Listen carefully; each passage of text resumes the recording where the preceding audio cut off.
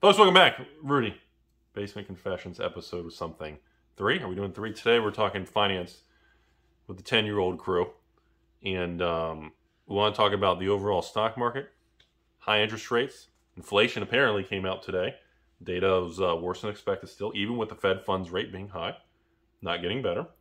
Crypto's way off its lows. Bitcoin's low was what, 14, 15,000? We're at what, 23, 24,000? It's been bouncing 23, 24. So it's way off the lows. Nowhere near the highs, but still stable. Yep. And moving up. I got a haircut, so I don't look like Sam Bankman-Fried guy anymore. And yeah, do you guys think the economy's getting better? Is everything going to roar back, or where are we at? I definitely think the inflation is going to continue because the very thing that's actually been causing the inflation is still continuing. But I think it's going to be in surges. I think we're going to see it like go up, level off. There's going to be bouncing around, but I don't think it's going to really go back down to where it was. Did you just mention Sam Bankman-Fried? I don't know if that's even okay these days. I'm a little feeling insecure right now. They'll have me hanging from a tree before you know it. So, yeah, I think that, the inflation's going to continue to happen. I think it's really going to rise over a long period of time. But I don't know who that person is. That's the FTX guy in the Bahamas who wasn't regulated and acted like everything's fine. He's like banging the secretary, or no, the woman. What was the person? You know, what's actually funny is like he actually does kind of look like you. He's just a lot smaller. I agree with Edwin. He was banging the CEO. Yeah, he was banging the CEO. They were all actually banging each other. I heard that executive ranks. That's one way to spread stuff. I heard literally I've heard some stories online. Like apparently the dude was with the chick, the nerdy girl was in charge of the little private hedge fund. She's the CEO of Alameda Research. Okay. Yeah. Yep. And that was like his ex or something. That's correct. Or it was an ongoing girlfriend. Friends with, I don't know, some weird thing. Anyways, more importantly, what are you trying to... There was as many back doors between their relationship as there was like into Alameda. He said back door. All right, so... And it was in context. What's that mean? All right, so I'm just saying, people don't think the economy can make it with these high rates. And now the Fed's going to have to go higher because inflation's still being a pain. So where are we, 4.5 on the Fed funds, Edwin? 4.25? Yeah, it's somewhere about there. Okay. It got up to about 5.5, and it's probably down to about 4.5. All right, so the Fed funds are up 4.5. So now people are saying it's going to have to go to 5 to 6. So if it goes up to 5 to 6, first of all, can the market handle that? Well, it's actually going to have to get ahead of it because there's something to be said for like the way that a central bank actually gets ahead of their inflation. There's something that's often described as like the power curve, like an airplane, like trying to do like a real steep climb. At some point, the horsepower of the engine has to be able to overcome the weight and keep it going up. And there's analogies that have been used like that. But overall, like the central banks, they can't stay below the inflation rate. They have to get ahead of it to actually bring it back under control. I completely agree. I think they're trying to do too much people pleasing. They need to just start ramping it up by 0.75%, back and forth. Have you heard the thing about, how used car prices were so high? Yeah. And now used car prices have tanked. And now apparently there's like over 1 million or 5 million or some insane amount of millions of car loans that are upside down. And all these people have these high rates. Have you heard about this? Kind of like the subprime thing in 08 with houses, but with cars. That type of market distortion is actually really normal in these kinds of times because inflation isn't like a volume knob turned up where like everything just inflates at the same time. It's pocketed. Certain things go up and then down. And when they go up and then back down, it creates like a supply like glut. And then eventually that supply glut makes it to the market and it just destroys prices. So this is normal. People are actually stating that sometimes in the news you'll hear that, prices have come down. That is actually just a temporary glitch in actually the inflationary market. And so it's kind of a lie what they're actually doing. Stop being Edwin. That's what I do. That is what he does. That is what he does. So... People think I'm acting. This is actually more real me. So hold on. All right. So right now, the stock market's coming back. Crypto's coming back. Every CCG except Magic has come back. Is it a dead cat bounce? Meow? Or is this a real deal? Are we out of the crash? We can't actually claim that until the central banks stop inflating the repo market. It's being faked, and until they remove the heroin injection into that market, until they stop doing that, you can't claim it's real. I have to agree there as well, because I mean the big investors are saying it. Elon Musk just said it a couple weeks ago. Stanley Druckenmiller, he's a legendary investor, he said it. There's going to be bad times ahead. There has to be bad times before we get into the realm of reality again. That's totally correct. But they're not going to let that reality set in. They're going to keep infusing. They're going to keep injecting.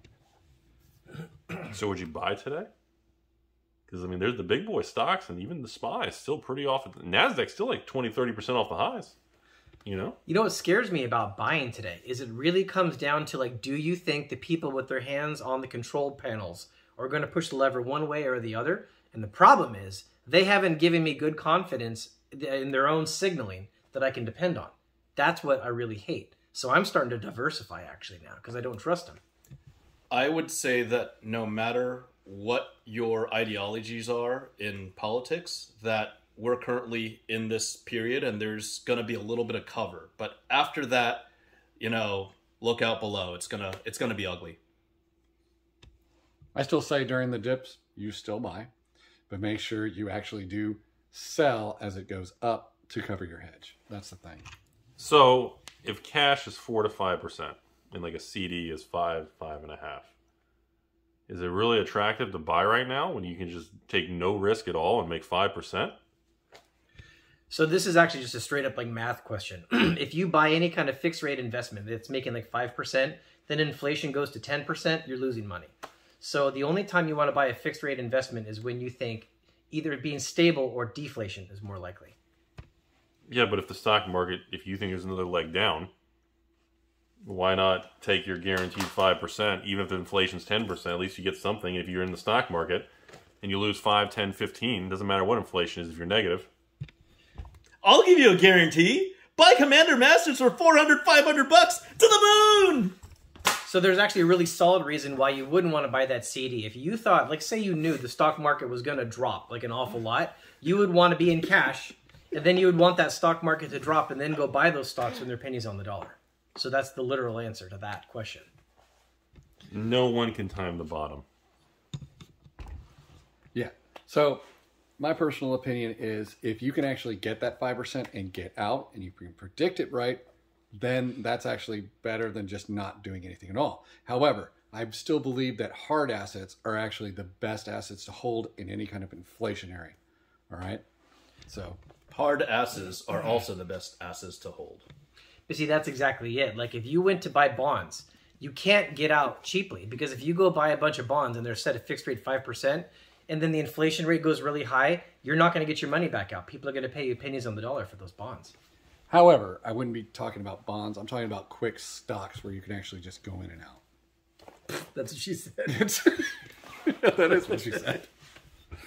Sorry. Sometimes it's too easy. Yeah. That's also what she said. That's what she said. Anyways, kids, I'm just saying, I think this is the reason that we're not seeing money flow into Magic. So you're actually saying that it's not flowing into Magic because there's no easy money? Is that what you're trying to say? Exactly. I think there's a blockage to the bag of cocks. That was good. Every time I think we're about to get serious. That's what she said. So I'm just saying, bag of cocks aside, Cynthia will take care of that. I'm just saying, why would anybody buy sealed Magic Commander Masters for $400 for set box when you can put $400 in, get 4% cash with no lock-in period? There's a lot of banks that have that now. Yeah, honestly, if you have cash to spend and hard assets that you want to buy, I think there's better hard assets to buy. Since there's absolutely no money to be gained from buying it, people should avoid it. But then again, people will buy singles and that kind of stuff. So they really should avoid buying in-print Magic product. And the bottom will be, well, it'll keep going down until they replace the management, is my opinion. There's actually a big leg up in the art market I've actually been seeing. That's actually been very interesting to watch. Original art. You think it's better than Magic? Actually, right now, I do actually think it is more worth buying like original art at this moment. Yeah, I do. But that compared to like old Magic is different. New Magic, I'd rather have original art, but old Magic I still like. It's written, it's down. You know, even old ABU, Four Horsemen sets, they're still down a lot from their highs. Yeah, it's a buy right now. Like, you know, it hasn't come back. Everyone thinks even the reserve list saved it. No, it's drops. It's still down quite a bit. Rudy, you're not kidding. It's Like- actually Alpha alone. Alpha Magic the Gathering, limited edition Alpha, the most scarce asset, is probably up over 300% in volume, in terms of volume available on the market, as it was in end of 2020, quarter 1, quarter 2 of 2021. You know, I actually did the same thing after the Magic 30th was announced. I even like made a video and specifically told people what I was going to buy. And I did it. Like I bought an awful lot of like collector's edition, like an old original power and like dual lands, things like I actually went and put my money where my mouth was. I actually picked up sealed product for the channel. I picked up the Legends booster boxes. I picked up an Antiquities box. I mean, I picked up some big ticket items. How much do you pay for Antiquities and Legends? Antiquities, I paid one for $55,000. Paid Legends $35,000. I mean, And that's a deal. yeah, that's a deal. I mean, that's craziness. I just... So all of you think all new Magic is useless. Yes. No comment. It's never coming back. It's all over. No, I didn't say that. Everybody's negative. That's it. I didn't say never coming back. Everyone's giving up. Everybody's given up until they axe that bag of cocks and replace Cynthia Landwale Williams. I think it could come back. It has a potential, but it has to be properly managed. We've been talking about ideas for it, for sure. So, but don't we agree by the time they make the change and fire them or change of direction, by the time that happens, it's going to be too late. Easy money will be made and the market will swing. I think by the time they change, it'll be too late because people have moved on to a different game or a different collection. Well, right now there's a lot of influx to Flesh and Blood. There is. And I mean, LSS is doing the right thing, but WotC's doing the wrong thing. You're shooting yourselves in the foot and you're causing this. What about sea change. Pokemon? Pokemon's doing awesome as well. My daughter loves Pokemon. There's another really important point to keep in mind. Like, people are scared to go buy certain asset classes, right? And that's always the case. When you're trying to buy something at its right time, at its lows, if something was at its lows, it's because everybody feels so negative about it. And that's just something to really embrace as an investor. Something being an unloved asset literally means it will be at its bottom, it's at its lows. This is exactly why I think buying into new Magic, buying even into mutual funds and the S&P, because everybody's so negative. You guys already said inflation's going to be worse. It's going to be another leg down. Magic is continuing to be run poor. That's why I feel like this is the time. Because everybody's given up. I'm the only idiot. But that's not the only factor. I mean, you could make the same argument about Beanie Babies. The question is it going to go back up? It's not just that it's down. The question is it going to go back up? I'm down 69% from FTX, but I know what'll make me back. Buy Commander Masters. Well, I still say the boxes of Magic from that have the Trinome lands and that kind of stuff are going to actually maintain their value and increase. However, you know, it takes time. Everything takes time. Okay, and then in 6 months they announce a Triumph Secret Lair. Do you feel differently? Yes, it pisses me off every time they reprint. That's what I'm saying. If That's what they should not be doing. You're telling every you 6 months. just quoted a new card like Triumph. They're doing well. Yeah. And now I'm like, anything that goes up there, I mean, the amount of Secret Lairs, they have to hit everything because if there's 70, 80 Secret Lairs a year and each Secret Lair has 5 cards, you're reprinting 400 or 500 cards and then you have Master Set. I mean, you're reprinting everything. But look at Zendikar Rising. Zendikar Rising has fetch lands. We know they're going to reprint them again, and Zendikar Rising has maintained its price for all this time. You realize Modern Horizons 2 has enemy fetch lands, and fetch land for the longest time in Magic, everybody complained to reprint fetch lands are too expensive. It was hurting the player base. It's making me upset. Remember that whole thing? Anybody remember this era? I do. And now, fetch lands are the lowest they've ever been in like 10, 15 years. And you don't hear anybody talk about it. And the prices are, I mean, now they've almost wiped out the equity of fetch lands because they're what, 10, 15 bucks a card? You know, I still just feel the same way that I've felt just for decades now, that like every time I hear like fetch lands, triumphs, all these discussions, I just think, but the dual lands are the best. And they're always going to be the best. And there's always a limited amount. I just feel so much safer in the dual lands, and now they're down in price. Well, you're right. And normally I would say buy certain dips, but I do believe this specific dip is different than the prior dips because this is a crisis of confidence. This is a crisis in management. This is, you know, inept stewardship of WotC. But is this a crisis of confidence in everything magic, or is it only certain sections of magic? Old magic's down 20%, 30%. 20% is not as much as the new ones. They went down more. People are leaving magic, though. They are actually liquidating their assets. And even the old school assets, they're liquidating. That's what's creating the opportunity. Yes, that is creating the opportunity. But will it come back? I think 20% is generous. Sorry to hit you in the feels, Rudy, but I would say Arabian Nights Raw is down about -40. Oh my God. It's, really? It's really about -40 right now. I did not know that. Yeah, it's pretty bad. I didn't know that. I mean, it doesn't change how I feel about it. It doesn't make me want to sell anything. I mean, if you have Arabian Nights for sale, AlphaInvestmentsLLC at gmail.com, PP, pictures and prices. Or open boosters, just contact me instead. Don't contact Fabled Hunters, because I passed on an Arabian Nights set for $12,000 and they were 20 plus in the spike. I'm selling nothing. But I'm Yeah. buying. I'm just saying. Flesh and blood, though. So, are any of you guys buying any stocks? No, I'm waiting for a little bit. Crypto? I've got my holdings already. Bitcoin? Or are you buying cum rockets and funny stuff? I haven't actually been buying tangible, Squid coin? investable assets. You buying that scam stuff? I'm buying some of the safe equities, and I'm not buying any more crypto. I got burned on that.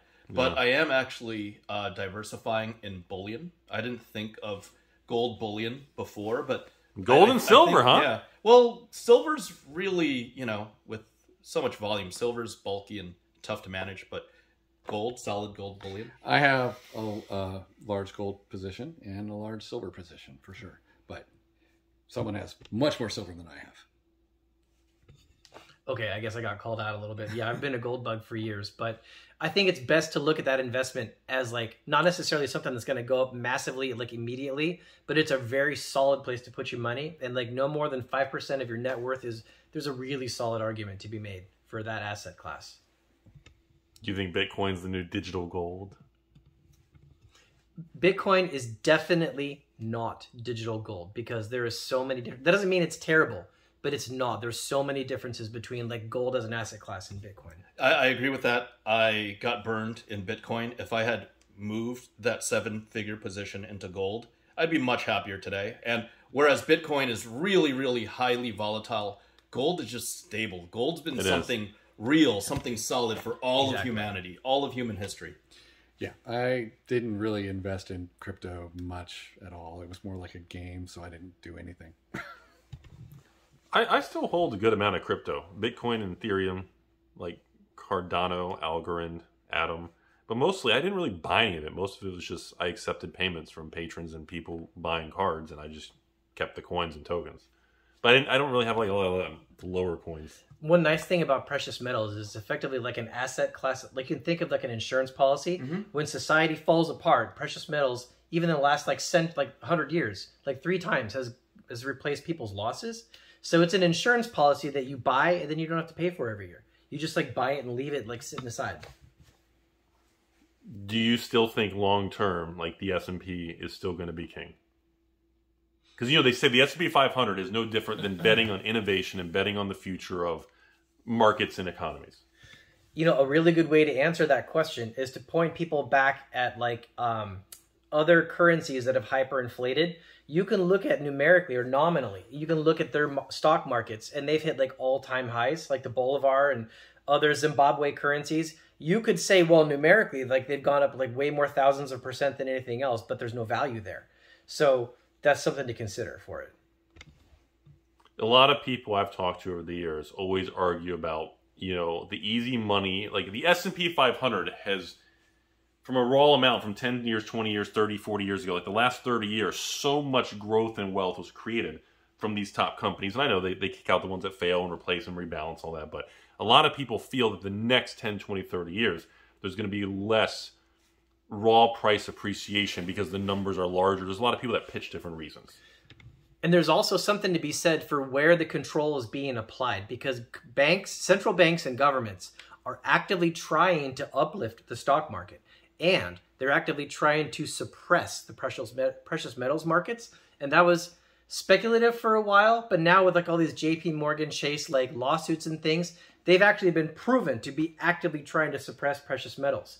So that just gives you an idea of the direction. Like one of them they're trying to keep up, the other one they're trying to keep down. But that's only until they keep control, right? If they ever lose control, what happens?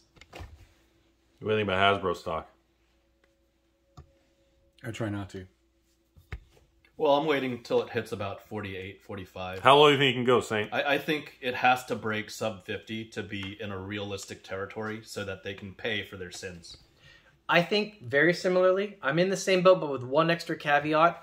I want to see them have some recognition of the mistakes they made. So let's pretend for a moment. Let's say all of a sudden you're in the bathroom dumping your logs and all your weird crap you do. And let's say all of a sudden a news headline comes across. And let's say all of a sudden there's like a shakeup. Board of directors, Cynthia, Dr. Cox gets demoted to Baby Cox, something happens. And all of a sudden they acknowledge, hey, we've been too greedy, we've been changing it, we've been overprinting. All of a sudden people come in, an activist group, something happens, and all of a sudden, they say, hey, we've heard everybody, we're gonna tighten up and we're gonna slow down. What is the potential there? Well, I think after the shock factor, everyone is actually probably going to jump in, right? They're going to expect changes to happen immediately. However, that's probably not going to happen during the first part of the changeover. Baby Cox. How about hashtag Limp Cox? Feel the respect. Feel the respect. So now, if the people that come in that do it, if they do it actually correctly and they actually implement good plans that actually stimulate the actual box value and don't reprint the cards and start actually listening to their actual customers, then it would actually, be really valuable and it would actually take off. Stimulating Limp Cox. I still think stimulating limp. Anyway, I still think like the value of Magic in the brand is monstrous. Oh yeah. Not even talking about My Little Ponies and all these things. I'm just saying the value is massive. And the stock prices, I mean, my cost base is in the 70s. I'm down shit ton, I'm not gonna lie. But the thing is, there's a point where if you're right, and it does go to the 40s or 30s or anything, I mean, are they gonna, in their earnings stay, let's say, the same? They don't go up or down? I mean, are they gonna cut the dividend? Is the dividend's gonna be like 8%? I mean, are they gonna cut it in half to preserve money? Are they gonna, I mean, there's gonna have to be a breaking point, right? I think 2 points. Like one point is like the lower that the stock price goes, the more likely that they are to actually pivot. So that's one big thing. And the second thing is that there's so much love and emotion that people have invested in Magic. So many people around the world, no matter what format, they absolutely love the game, love the cards.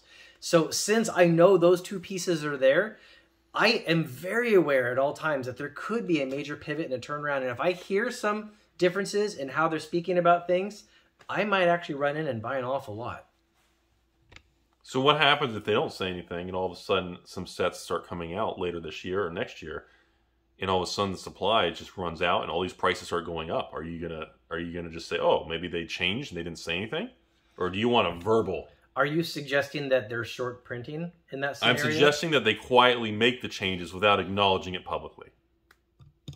That's probably actually what they should do. I actually think that this crisis of confidence won't change until they remove, at the very least, Cynthia Williams, as well as Chris Cox, number 2, because the only thing holding up the stock right now... number 2. You're right. The only thing holding it up is the dividend. And if they cut the dividend before they change the executives, there's a problem there. I don't think changing the executives on a Magic the Gathering massive scale is actually going to change that much of public opinion. You're talking about people who pay attention to social media. Not very many of the masses actually watch the social media of Hasbro and Bank of America. I think they are now. Ever since Bank of America got on it, I think they are now. Because when they did those 2 hit pieces against Hasbro, a lot of non-Magic collectors are looking, and they're realizing that Hasbro and WotC are being run by morons. Oh, that's true. Morons, for sure. For them, usually companies cut the dividend because they need to raise capital or preserve their money instead of paying it out. But I don't think Hasbro doesn't really have a cash problem. There's never they have plenty of value and cash flow. But the issue is if they cut that, because Hasbro is Hasbro like a dividend aristocrat where like they've raised it for like 20 years? Aren't they one of those companies? Is that a thing? I'm not sure if they've raised it. Haven't they raised it? They protected their dividend, and then they reiterated their dividend again, and now it's 5% yield per year. But still, though, there's going to have to be some major change in their messaging that's actually going out to signal to me that they've seen the light, they've seen the problems, and they're recognizing it, and they're changing directions. Well, I'm going to have to see something. Well, you can't teach Cynthia Williams to respect and learn about the 30 years of Magic history overnight. There's no way. She sells boxes. That's what her task is. That's all she needs to know for her position. I mean, she also sold cancer sticks to kids, right? Philip Morris. Heyo! Hello. Heyo. How did she get Still widgets? Out of why was she hired? Was it because of the Amazon experience? No, I actually know how you can teach her something. Just put it on Wikipedia. Oh! Oh!